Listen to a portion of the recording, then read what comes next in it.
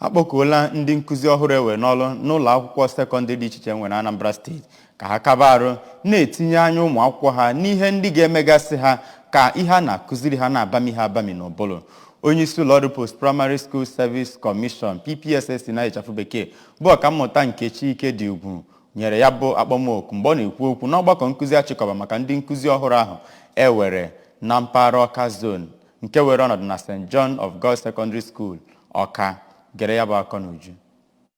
Dịka otu na-ahụ maka ahụike mba ụwa nke akpọrọ World Health Organization, ọrịa ụkwara ọtịkọtịkọ bụ otu ọrịa kachasị egbu mmadụ n'ụwa niile bụ nke na-ememiga mmadụ ruru 400,000 n'otu ụbọchị. Mgbe ọ na-agwa ndị nta akụkọ okwu na mmemme eji echeta ya bụ ụbọchị na Anambra steeti, ka kọmishọna na-ahụ maka ahụike na Anambra bụ dọkịnta Afamobidike nọrọ kwue na ya bụ ụbọchị bụ nke dị oke mkpa n'ịkụziri ndị mmadụ gbasara ya bụ ọrịa ụkwara ọtịkọtịkọ ma kwue na gọọmenti Anambra steeti na-agbasizi mbọ ike ịhụ na ebelatara nsogbu ọrịa ọtịkọtịkọ na Anambra steeti ma gụpụtakwa ụzọ dị iche iche esi ahụ na ya